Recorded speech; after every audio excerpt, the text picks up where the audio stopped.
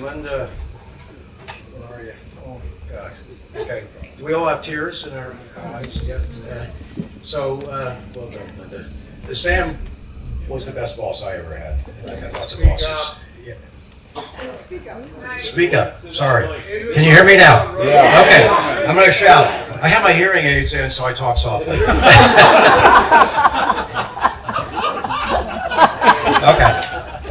Okay, I'll start over. Well done, Linda. Well done. Okay, can you hear me now? I'm going to shout. Okay, thank you. Stan was the best boss I ever had. So, Stan the man, I was particularly touched by that. I was in the sandwich, as you were, Linda, and the sandwich meeting Lydia and then Stan. And I learned the art of diplomacy, which I used in many decades going forward. And he was the best boss I ever had. I could never reach his level of character and integrity. Amazing inspiration. Okay. Frank Biondi. So when I first met Frank, I thought in many ways he was the ideal of the HBO culture. And like all of you, every one of you that I met, he was out of central casting. He just looked the part. He was, he had his own style, of course, but he was rugged, handsome. He walked with a swagger. Yeah. And it was like, wow, this guy is really something. So he was razor sharp, we all know that. He was formidable, no question. And on the other hand, he was low key. He was very low key and he was calm. He was unflappable. And he was genuine, and refreshingly, he was straightforward when he talked to people.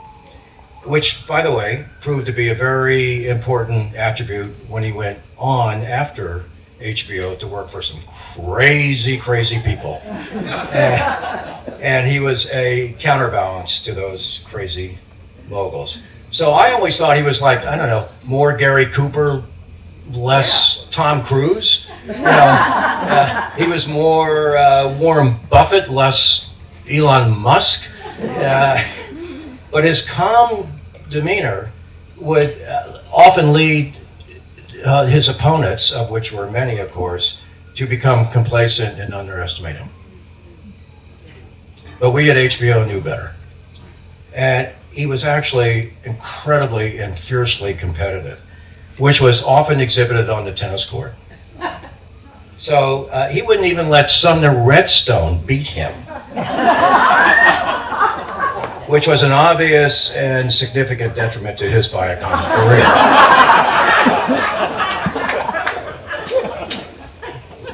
But for HBO, he was the perfect CEO for the perfect time. He was so charismatic and contagious in his enthusiasm that we wanted to be on his team.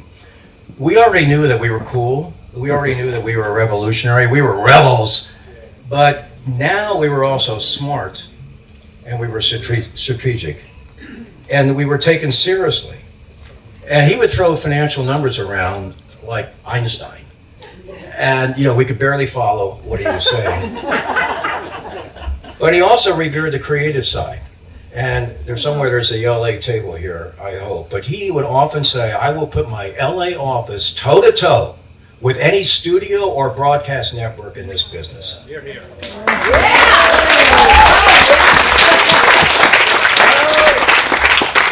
So he brought us credibility, he brought us major cred, and from everywhere, Wall Street to Sunset Boulevard and Hollywood to Hollywood Boulevard.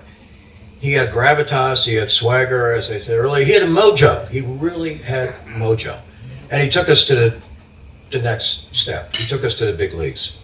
He was also, however, kind and compassionate, a committed family man to his wife, who loved him dearly, Carol, daughters Anne and Jane, and 6 grandchildren. He would do Christmas cards every year, not at Christmas, he would do it on Valentine's Day, always bucking the trend. And he would do it in such a way that you could see that he was totally committed to the family. They would say of him later that he was the best CEO that no one knew about. which were truer words. Never spoken more true. In addition to HBO, he had this unbelievable, uncanny role, string of CEO roles. It just went on and on and on. It was like Columbia Pictures, Coca-Cola Entertainment, CEO, Universal, and of course Viacom. And at Viacom, he transformed that tiny little company, which was a syndication company of CBS, into a global powerhouse. But here is the thing, and this is where it gets really, really interesting. Spiritually, Frank never left HBO. He always referred to the winning culture as a standard barrier of media, even when he was CEO of other companies, at great annoyance to the employees of the other companies. He was true to HBO. And he would say that, this is good, but HBO was truly uncommon. It was rare. It was defined by its people. We had unleashed this incredible energy at HBO talking to his employees.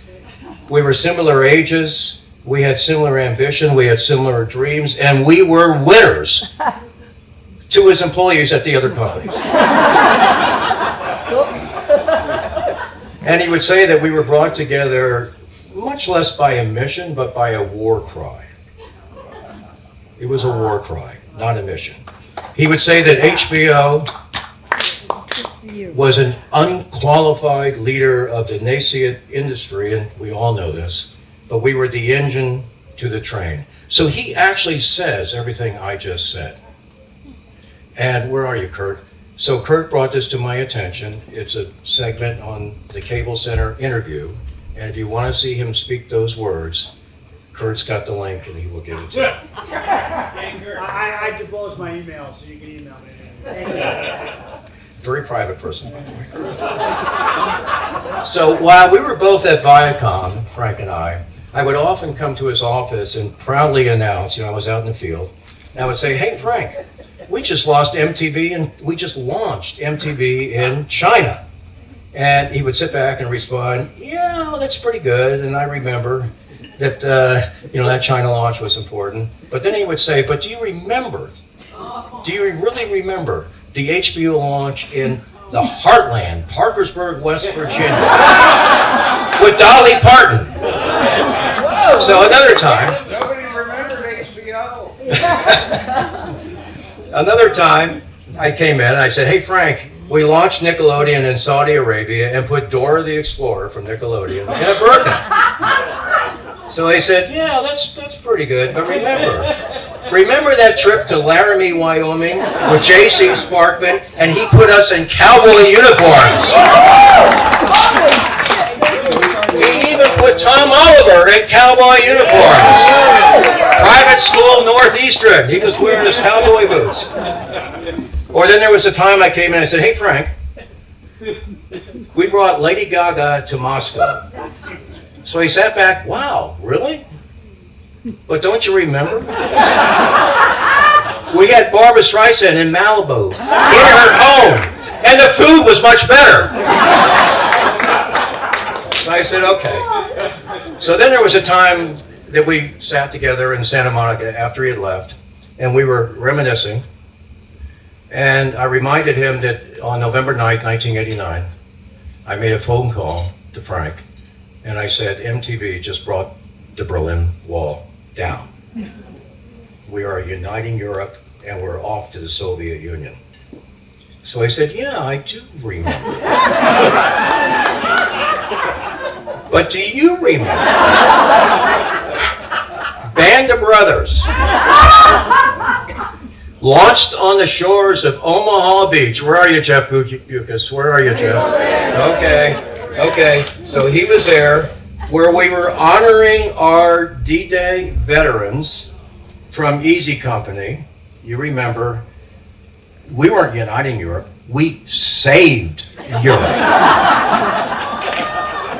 And Jeff made the speech on the windswept cliffs of Omaha Beach and did it in French, if you can believe that. So it was the same with Frank on all his CEO roles. He would always everywhere, all the time, talk about HBO. He would say that HBO was unique, never before, and probably never again. It was a magical one-off situation. So at one of these many meetings afterwards, I would ask him, what did you most miss about HBO? And Linda, you touched on it, and he said, I don't miss the expense accounts. And then he paused and said, actually, I do miss the expense accounts. And I agreed with him, of course. But he said, no, it was really the people. It was all about the people. And he was talking about all of you right here tonight. He was talking about you. He would have loved to have been here. He would tell the same stories I just told.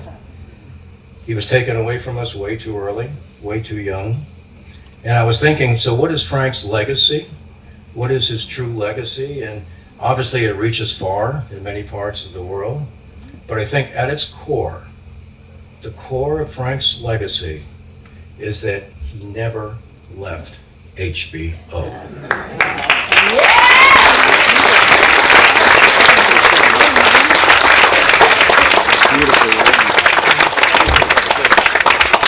So we are here to say, Frank, HBO has never left you. Thank you.